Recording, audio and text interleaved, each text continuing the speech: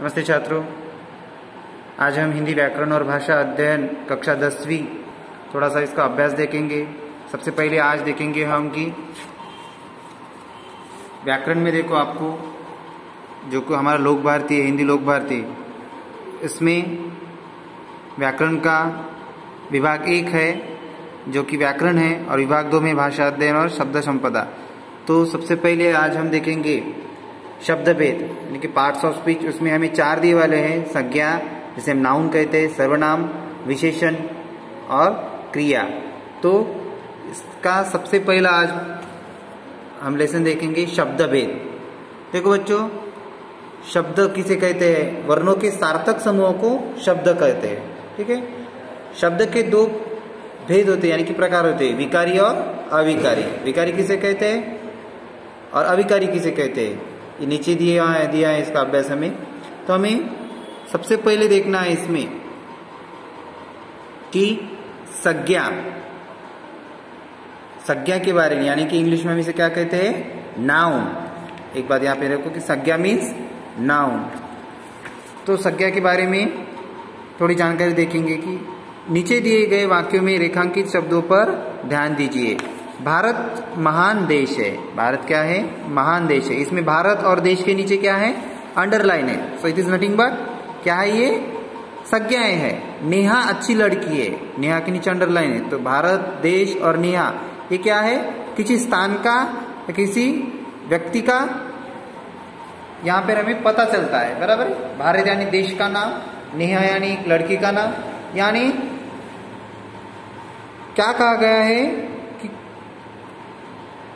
जिस शब्द से किसी व्यक्ति, वस्तु, प्राणी, स्थान, गुण, भाव आदि के नाम का ज्ञान होता है उसे क्या कहते हैं? संज्ञा कहते हैं। इंग्लिश में हमने देखा है कि noun is nothing but noun shows us the name of any person, animal, place और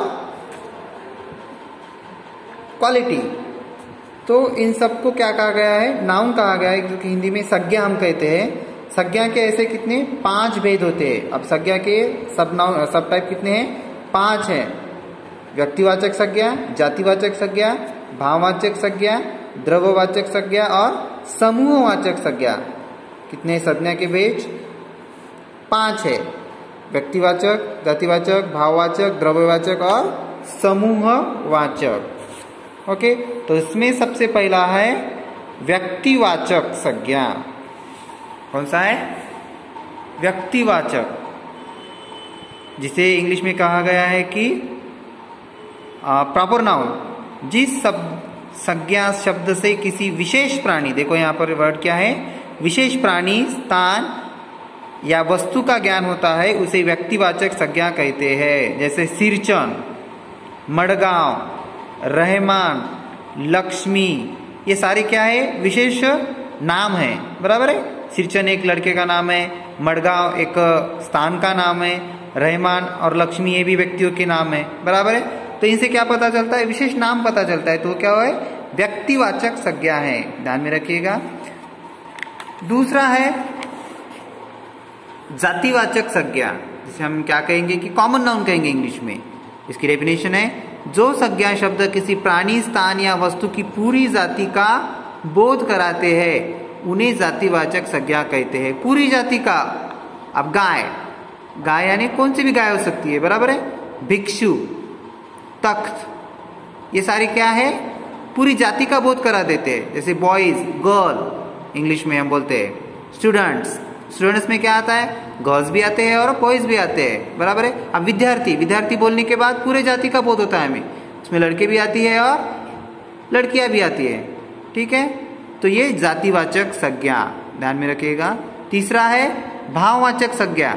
भाववाचक संज्ञा किसे कहते हैं? किसी भाव, गुण, अवस्था या दशा का बोध कराने वाले शब्दों को भाववाचक संज्ञा कहते हैं। देखो क्या कहा गया है? भाववाचक, हम इसमें क्या कहेंगे इंग्लिश में? इसको एब्स्ट्रैक्ट नाउन। मैं बार बार इंग्लिश इसलिए बोल रहा हूँ कि आपको ज्यादा क्लियर हो गए कंसेप्ट। ओके, क्योंकि इंग्लिश में भी और इसमें व्याकरण सेम ही रहता है। हिंदी का हो, मराठी का हो या फिर इंग्लिश का हो, व्याकरण सेम ही रहता है। तो आपकी अधिक जानकारी के लिए मैं आपको यहाँ पर थोड़ा इंग्लिश में भी बता रहा हूँ कि भाववाचक यानी एब्स्ट्रैक्ट नाउन क्या है इसकी डेफिनेशन? किसी भाव, गुण, अवस्था या दशा का बोध कराने वाले शब्दों को भाववाचक संज्ञा कहते हैं। देखो, भारतीयों ने संपूर्ण विश्व में ज्ञान का आलोक फैलाया। अब जैसे यहाँ पे आलोक है, बेदर्दी, फिक्र, हमदर्दी, ये सारे क्या है? गुण है, बराबर है। इससे भाव भी दिखाई दे रहा है, गुण भी दिखाई दे रहा है और अवस्था भी दिखाई दे रही है। तो ये सारे शब्द भाववाचक शब्द है, ठीक है। चौथा है हमारा द्रव्यवाचक संज्ञा। अब किसी धातु, जिसे मटेरियल नाउन कहते हैं, बराबर है, किसी धातु, द्रव्य या पदार्थ के नाम को द्रव्यवाचक संज्ञा कहते हैं। जैसे दाल में घी डालो, घी क्या है? द्रव्य है। लक्ष्मी ने 2 दिन से दूध नहीं दिया, ये भी द्रव्य है, पदार्थ का नाम है। सोना चांदी, अब ये क्या है? धातु है। तो अगर हमें फाइंड करने को बोला तो क्या कहेंगे हम? किसी धातु, द्रव्य या पदार्थ के नाम को द्रव्यवाचक संज्ञा कहते हैं। देखो बच्चों, बहुत इजी है, आपको समझने में भी बहुत आसानी होगी। लास्ट का है समूहवाचक संज्ञा। जो संज्ञा शब्द किसी समूह या समुदाय का बोध कराते हैं उन्हें समूहवाचक संज्ञा कहते हैं। जैसे भारतीय सेना ने चीनियों के छक्के छुड़ा दिए। बकरियों का झुंड उलझ कूद मचा रहा था। अब ये समूह है, सेना, झुंड, टुकड़ी, इसे इंग्लिश में क्या कहेंगे हम? Collective noun. एक समूह दर्शाता है हमें, बराबर। पूरी क्लास, वर्ग, वर्ग बोलने के बाद क्या आता है? पूरी क्लास आती है उसमें। तो किसी शब्द, समूह या समुदाय का बोध कराते हैं उन्हें समूहवाचक संज्ञा कहते हैं। देखो बच्चों, बहुत इंपॉर्टेंट पार्ट है हमारे ग्रामर का संज्ञा। संज्ञा में आज हमने देखा है कि व्यक्तिवाचक संज्ञा, जातिवाचक संज्ञा, भाववाचक संज्ञा, द्रव्यवाचक संज्ञा और समूहवाचक संज्ञा। अब आपको वीडियो को स्टॉप करके थोड़ा थोड़ा पॉज करके यह सारे जो संज्ञा के भेद है आपको नोटबुक में, हिंदी की नोटबुक में लिखने हैं, ठीक है। धन्यवाद।